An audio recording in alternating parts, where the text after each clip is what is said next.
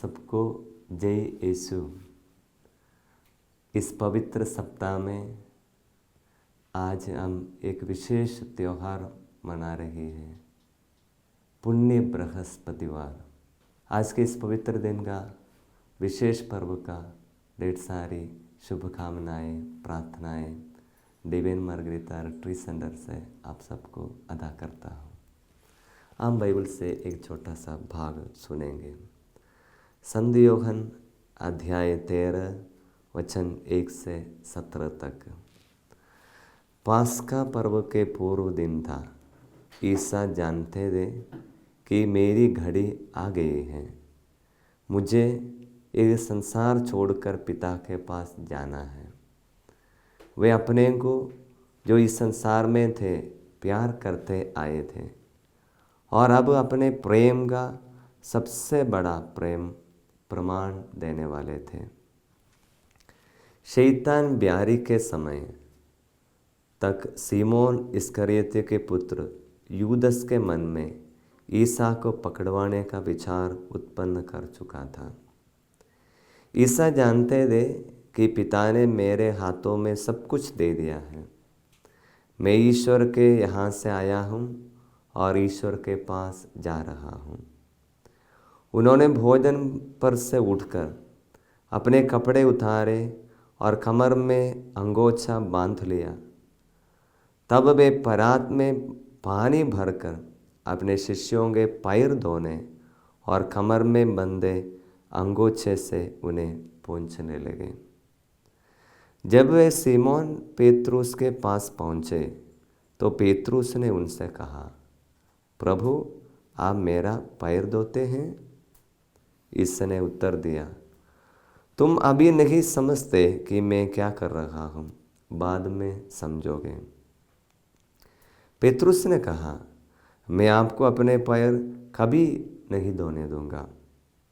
ईसा ने उससे कहा, यदि मैं तुम्हारे पैर नहीं धोऊंगा तो तुम्हारा मेरे साथ कोई संबंध नहीं रह जाएगा। सीमोन पेतरुस ने उनसे कहा, प्रभु, तो मेरे पैर ही नहीं, मेरे हाथ और मेरे सिर भी धोइए। ईसा ने उत्तर दिया, जो स्नान कर चुका है उसे पैर के सिवा और कुछ धोने की ज़रूरत नहीं, वह पूर्ण रूप से शुद्ध है। तुम लोग शुद्ध हो किंतु सबके सब नहीं। वे जानते थे कि कौन मेरे साथ विश्वासघात करेगा, इसलिए उन्होंने कहा, तुम सबके सब शुद्ध नहीं हो। उनके पैर धोने के बाद वे अपने कपड़े पहनकर फिर बैठ गए और उनसे बोले, क्या तुम लोग समझते हो कि मैंने तुम्हारे साथ क्या किया है? तुम मुझे गुरु और प्रभु कहते हो और ठीक ही कहते हो, क्योंकि मैं वही हूँ। इसलिए यदि मैं तुम्हारे प्रभु और गुरु ने तुम्हारे पैर धोए हैं तो तुम्हें भी एक दूसरे के पैर धोना चाहिए।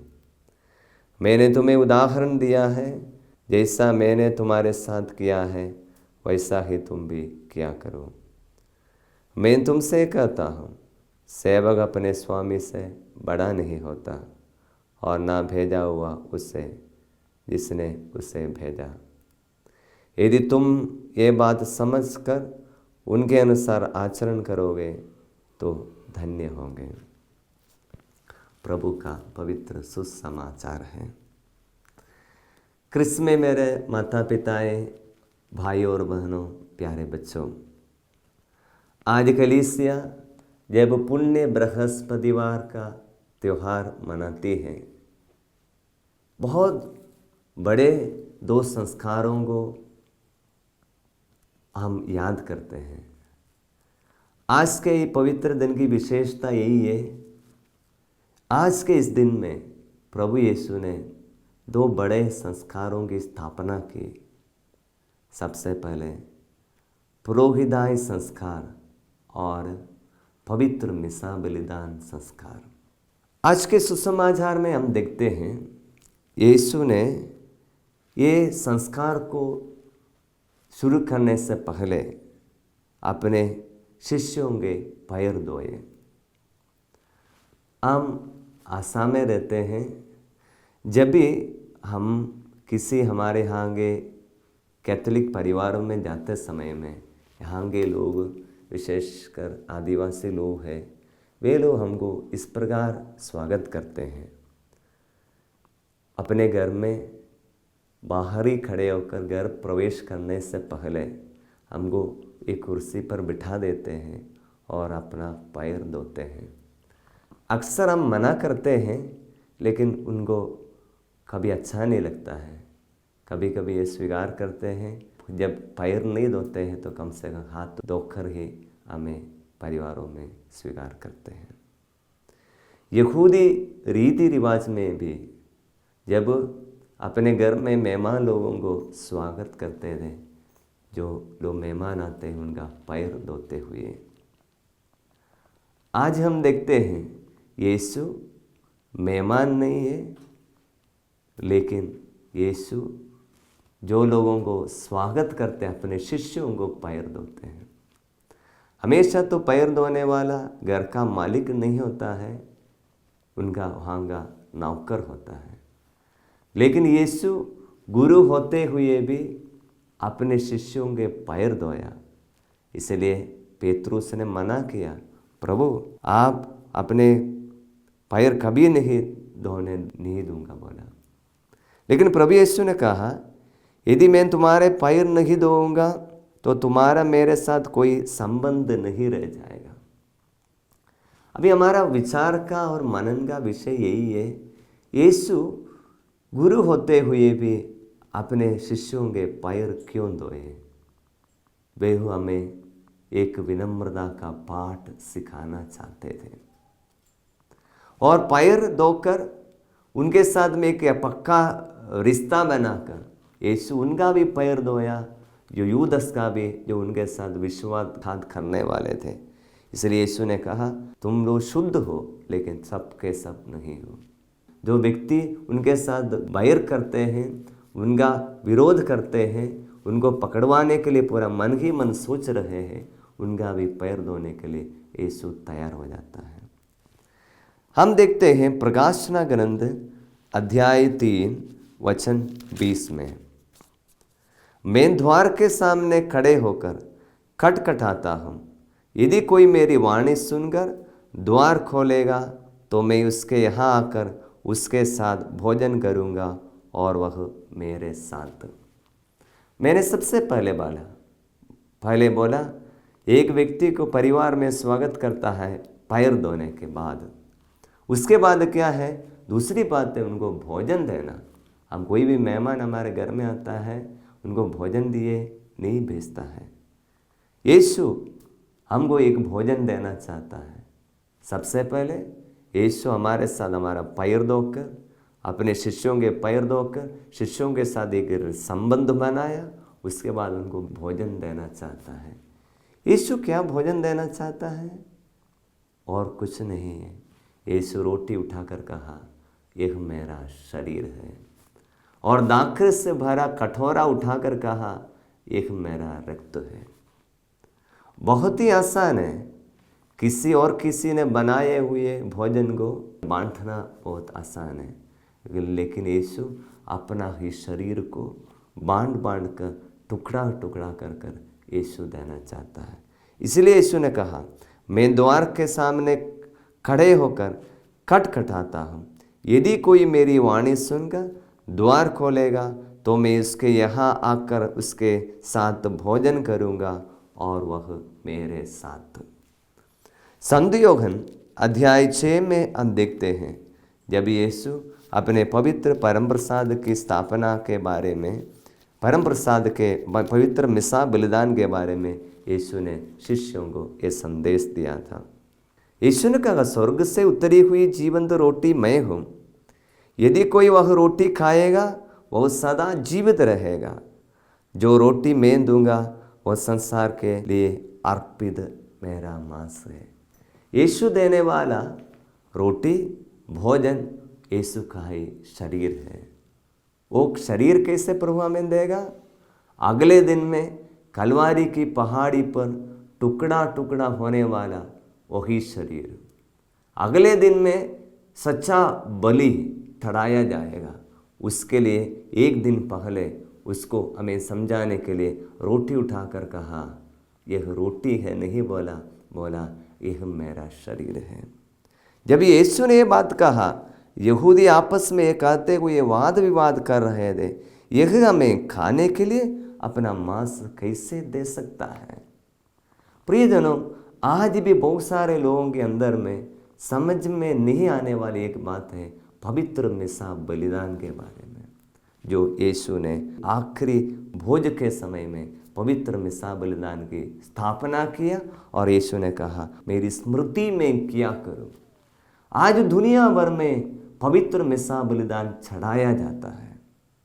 दुनिया भर में कम से कम 5 लाख पुरोहित लोग एक एक दिन में पवित्र मिसा बलिदान चढ़ाकर एक एक वेदी पर यीशु स्वर्ग से उतरकर हमारे बीच में आता है वेदी पर, और उस रोटी लेकर पुरोहित मनुष्यों के सामने आकर बोलता है, परम प्रसाद देते हुए कहता है, यह मेरा शरीर है। हम पढ़ते हैं कुरिन्थियों का पहला पत्र अध्याय 6 में यीशु ने कहा, संत पौलुस पवित्र आत्मा से प्रेरणा होकर लिखता है, कुरिन्थियों का पहला पत्र अध्याय 6 वचन 13, भोजन पेट के लिए है और पेट भोजन के लिए है। ईश्वर दोनों का अंत कर देगा, किंतु शरीर व्यभिचार के लिए नहीं बल्कि प्रभु के लिए है और प्रभु शरीर के लिए है। आज पूरे मानव जाति एक बहुत बड़ी गुलामी में है, अपने शरीर को की सुख भोगने की इच्छा रखते हुए जीवन बिता रहा है। गंदी वीडियो देखते हुए, गंदे पिक्चर देखते हुए और गंदी बात मुंह से बोलते हुए, गंदी गंदी चीज़ हमारे जीभ में या मुंह में डालकर तंबाकू आदि प्रकार की चीज़ खाते हुए अपने शरीर को मैक्सिमम सुख लेने के लिए और दूसरों को सुख देने के लिए मनुष्य सोच रहा है। इसलिए हम टीवी में देखेगा, कोई भी प्रोग्राम में देखेगा, शरीर को प्रदर्शन करते हुए बहुत सारे लोग, युवती युवतियाँ अपने शरीर को प्रदर्शन करता है, दूसरे लोगों के लिए पाप का कारण बन जाता है। बहुत सारे लोग शरीर को सुख भोगने के लिए अपनी ज़िंदगी चला रहा है। एक एक दिन में मुझे बहुत सारे अक्सर फ़ोन आता है, फ़ोन में बहुत सारे लोगों ने बोला, शादीशुदा लोग भी ये बताता है, फादर जी मेरा पति को और किसी के साथ कोई रिश्ता आया है, बहुत ज़्यादा बात करता है, परिवार में अशांति है, क्योंकि शैतान हमारे शरीर को आक्रमण करना चाहता है। प्रियजनों, 2000 वर्ष पहले पवित्र आत्मा ने संत पौलुस द्वारा हमें बता कर दिया, प्रियजनों भोजन तो पेट के लिए है और पेट भोजन के लिए है।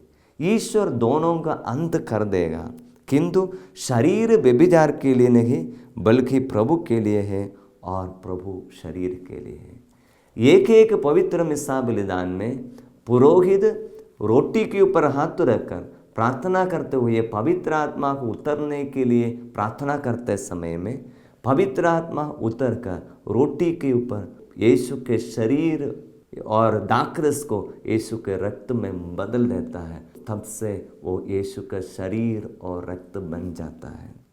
इसके बाद में यीशु बताता है, मेरे लिए एक शरीर चाहिए इस दुनिया में जीने के लिए। इसलिए हम लोग अपने जीव दिखाते हुए स्वीकार करता है, जब पुरोहित बोलता है क्रिस्त का शरीर बोलते समय हम भी उस परम प्रसाद के रूप में उपस्थित यीशु को अपने शरीर में, अपने हृदय में स्वीकार करता है। यह सचमुच में एक बहुत बड़ी रहस्य है। रहस्य को बुद्धि से समझा नहीं सकता है, हमको विश्वास की आंखों से देखना चाहिए। रहस्य को हमारे बुद्धि से समझ में नहीं आता है। जब मैं बोलते समय में भी मुझे ये बात समझ में नहीं आता है, लेकिन मैंने विश्वास से अनुभव किया। एक ही पवित्र मिसा बलिदान में जब लोगों की प्रार्थनाएं चढ़ाता है, कितने लोगों ने, हजारों लोगों ने साक्ष्य दिया है, उनकी प्रार्थना की उत्तर हुआ है पवित्र मिसा बलिदान में। इसलिए हमारे बुद्धि से समझ में नहीं आएगा कि यीशु स्वर्ग से छोड़कर इस धरती पर आया और आज हमें स्वीकार करता है, यीशु के शरीर को हम स्वीकार करता है। लेकिन हमें सिर्फ इतना विश्वास करना चाहिए, यीशु के वचन पर विश्वास करना चाहिए। यीशु ने कहा, स्वर्ग से उतरी हुई जीवन तो रोटी मैं हूँ। ये रोटी मेरा शरीर है, मेरा मांस है। अंतिम प्यारी के समय में यीशु रोटी उठाकर कहा यह मेरा शरीर है, तो बोला है तो हमको विश्वास करना चाहिए। जब यीशु ने शिष्यों को जब अधिकार दिया ये पवित्र परम प्रसाद की स्थापना करते समय में, यीशु ने यह मेरी स्मृति में किया करो बोलते समय, आज भी जब पुरोहित पवित्र मिसा बलिदान चढ़ाते समय में, वही प्रार्थना को दोहराते समय में हमें विश्वास करना चाहिए आज भी एक एक पवित्र मिसा बलिदान में यीशु स्वर्ग छोड़कर हमारे बीच में रोटी के रूप में उतर आता है, और वही यीशु को आज शरीर के रूप में हमारी आंखों से दिख नहीं पाता है, लेकिन रोटी के रूप में हम स्वीकार करता है। हमें विश्वास करना चाहिए। इसलिए प्रियजनों, आज जब पुण्य बृहस्पतिवार का पर्व मनाते समय में हमारा पवित्र मिसा बलिदान के प्रति थोड़ा भक्ति बढ़ाने के लिए हमें प्रार्थना करना चाहिए। दूसरा, आज के पवित्र दिन में मनन करने वाली एक बात है पवित्र पुरोहिताय संस्कार की स्थापना का दिवस। आज यदि पवित्र मिसा बलिदान दुनिया भर में चढ़ाया जाता है, यदि पुरोहित नहीं है, पवित्र मिसा बलिदान नहीं है। एक एक कैथोलिक का जीवन एक पुरोहित से जुड़ी हुई भी है। बपतिस्मा संस्कार से लेकर आखिरी घड़ी जब वो कब्रिस्तान की ओर जाते समय में एक पुरोहित की जरूरत है। प्रभु यीशु ने कलवारी पहाड़ी पर अपने शरीर को टुकड़ा टुकड़ा करके पूरे मानव जाति के लिए आज पवित्र मिसा बलिदान के रूप में जब हम स्वीकार करता है, यीशु ने पूरे मानव जाति के पाप का भार अपने शरीर में उठाया।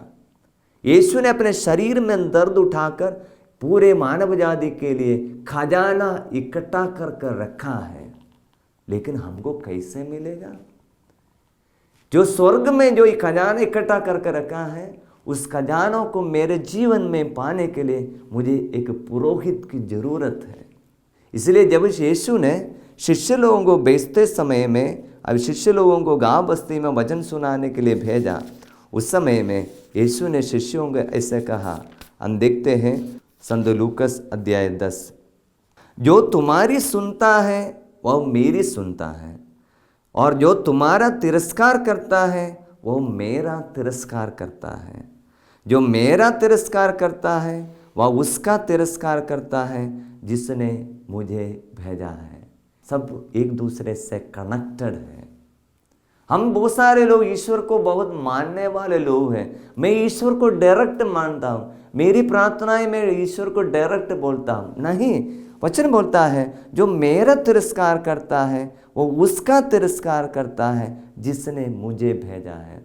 तो जब पुरोहित को जब यीशु ने इस दुनिया में भेजा, प्रभु यीशु ने इकट्ठा करके रखे हुए आशीष को बांटने के लिए, वितरण करने के लिए, जब यीशु ने पुरोहितों को इस कलीसिया की परंपरा से पहले प्रेरितों को, इसके बाद बिशप लोगों के द्वारा पुरोहितों को, ये परम पवित्र परंपरा द्वारा कलीसिया आज खड़ी है पुरोहितों की ये बहुत बड़ी सेवा द्वारा। जब वचन बताता है जो तुम्हारी सुनता है वो मेरी सुनता है, जो तुम्हारा तिरस्कार करता है मेरा तिरस्कार करता है, जो मेरा तिरस्कार करता है वो उसका तिरस्कार करता है जिसने मुझे भेजा है। इसलिए जब हम पुरोहितों की सुनता है, हम यीशु को सुनता है। जब यीशु को जब हम सुनता है और जिसने यीशु को भेजा उसको, पिता को हम सुनता है। इसलिए आसान है बोलना कि पिता मेरी प्रार्थना सुनता है। प्रियजनों, हमारे लिए प्रार्थना करने के लिए, हमारे निवेदन प्रभु के सामने चढ़ाने के लिए पुरोहितों को इस दुनिया में भेजा है।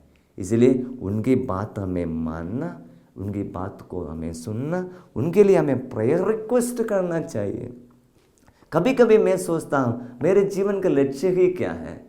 एक पुरोहित क्या करता है? अपने जीवन पूर्ण रूप से प्रभु के लिए समर्पित किया है। मैं अपने मैट्रिक क्लास के बाद में अपने घर छोड़कर प्रभु की सेवा के लिए आया। आज भी मेरा भैया कभी मुझे डांटता है, तुम कभी भी घर में फ़ोन नहीं करता है, मम्मी तो कभी बीमार रहता है। मैं कभी कभी मेरे लिए कभी टाइम भी नहीं मिलता है मम्मी के बारे में पूछने के लिए। कभी कोई छोटा सा मैसेज करके देता है कि मैं अभी थोड़ा बिजी है, मम्मी कैसा एक छोटा सा वॉइस मैसेज ही छोड़ कर देता है। तो मैं जब हमारे आश्रम में बहुत सारे लोग, बीमार लोग, दुखी लोग, परेशान लोग आता है, इन दिनों में सब हमारे आश्रम में बहुत शैतान से अपदूतग्रस्त जैसे लोग आया, उनके लिए उनके पास बैठकर 1-1.5 घंटा प्रार्थना करता है। जब मैं सोचता हूँ मेरा जीवन का लक्ष्य यही है, जब मैं अपना जीवन पूर्ण रूप से दूसरे लोगों के लिए समर्पित किया। हम देखते हैं पहला इतिहास ग्रंथ अध्याय 16 वचन 22 में, मेरे अभिषिक्तों पर हाथ नहीं लगाना, मेरे नबियों को कष्ट नहीं देना। आजकल की बात को जब हम सोचते हैं, हम देखते हैं आजकल हमारे पुरोहितों को अभिषिक्तों पर हाथ लगाने के बहुत ही बातें चल रहा है। वो शैतान का बड़ा कार्य है। आजकल कभी टीवी चर्चा में भी यह बात आता है, पुरोहितों के विरुद्ध बोलता है। और क्योंकि शैतान को मालूम है एक पुरोहित को गिराना वो चाहता है। हमको कुछ ट्रेनिंग मिला, हमको थोड़ा सा प्रार्थना करने के लिए मौका मिला, लेकिन पूर्ण रूप से हम पूर्णता या पूर्ण नहीं बना है, लेकिन उस पूर्णता के लिए और हम कोशिश करने वाले लोग हैं। हमारे अंदर में कमियां हैं। प्रियजनों, आज जो टीवी में प्रार्थना सुनने वाले लोग देखिए, यदि आज कोई पुरोहित नहीं है। कल के दिन में मुझे एक बहन फ़ोन करके बोला, फादर जी मुझे पाप स्वीकार करना है। मैं बोला किसका पाप स्वीकार करेगा? मुझे फ़ोन में पाप स्वीकार करना है। मैंने बोला अभी कलीसिया में ऐसा नियम नहीं है पाप स्वीकार फ़ोन में करने के लिए। आपको अगले दिन में गिरजा में जाइए और फादर से बोलना। और हमारा कर्तव्य है 24 घंटे भी हो, कोई भी आकर मुझे पाप स्वीकार करना है बोलने से, पाप स्वीकार करने के लिए हम लोग तैयार हैं। हमारे कैलेंडर में लिख रखा है, प्रोग्राम लिस्ट में रखा है, priest are available at 24 hours around the clock for confession. पाप स्वीकार के लिए 24 घंटे तैयार हैं।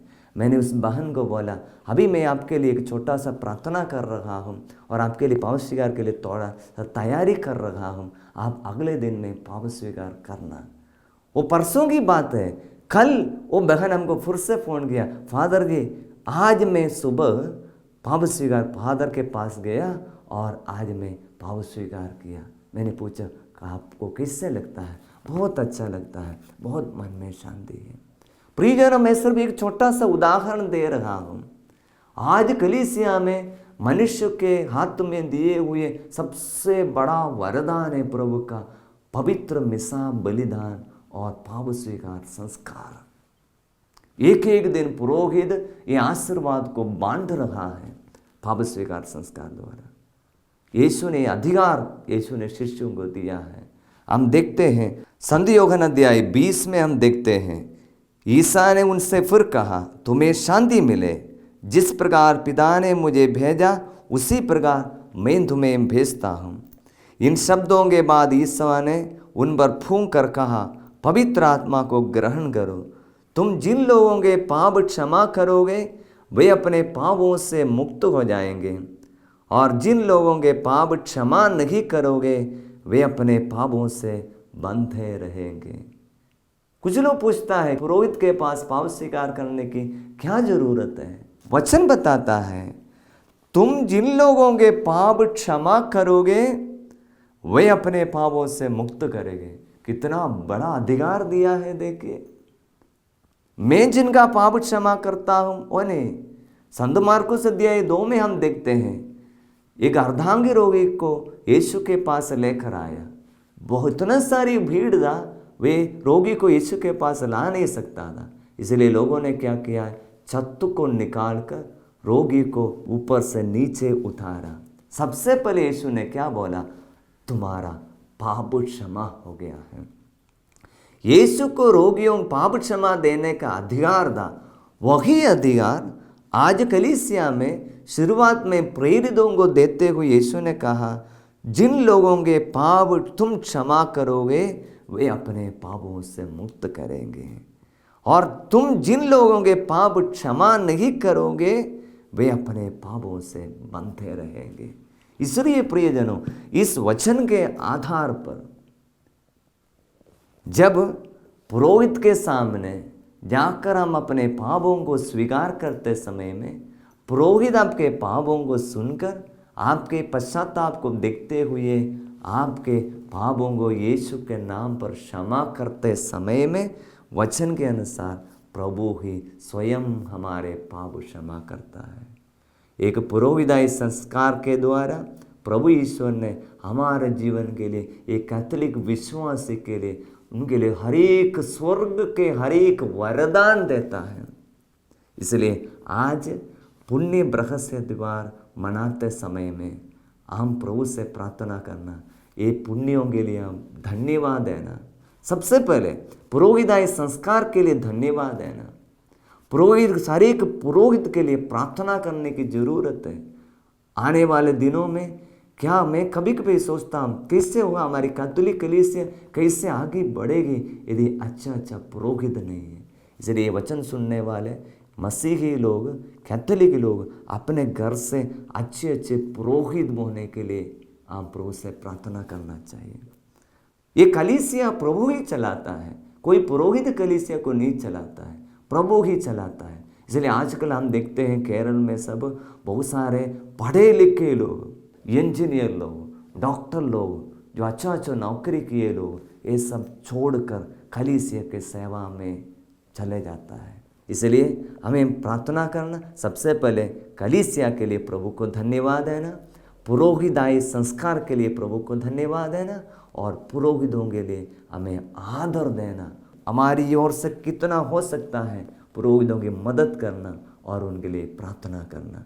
और एक दिन में यदि हो सकता है पवित्र मिसा बलिदान में भाग लेते हुए एक दिन यीशु स्वर्ग छोड़कर हमारे बीच में जो उतर आता है, वही यीशु हमारे हृदय में, हमारे शरीर में निवास करना चाहता है। जैसे प्रभु यीशु ने कहा है, मैं शरीर बनकर, रोटी बनकर इस दुनिया में आया हूँ, मेरे लिए एक शरीर चाहिए। जैसे वचन में कहता है, शरीर बेविचार के लिए नहीं लेकिन प्रभु के लिए है और प्रभु शरीर के लिए है। हमें एक बहुत युद्ध लड़ना पड़ेगा प्रिय ईसाई भाई बहनों, क्योंकि आज शरीर को अशुद्धता के लिए छोड़ने के लिए शैतान पूरा कोशिश करने वाले इस समय में हमारे शरीर को पवित्र रखते हुए, पवित्रता से यीशु को अपने शरीर में स्वीकार करते हुए हम इस दुनिया में यीशु के शरीर को स्वीकार करते हुए सच्चे साक्षी बनकर इस दुनिया में जीवन बिताएंगे। आज के पुण्य बृहस्पतिवार के इस पवित्र दिन में प्रभु यीशु कलीसिया को दिए हुए ये दोनों संस्कार को हम पूर्णतया स्वीकार करते हुए प्रभु की आशीष हमारे जीवन में, हमारे परिवार में इकट्ठा करेंगे। इसके लिए हम प्रभु से प्रार्थना करेंगे। प्रभु आप सबको आशीष दे।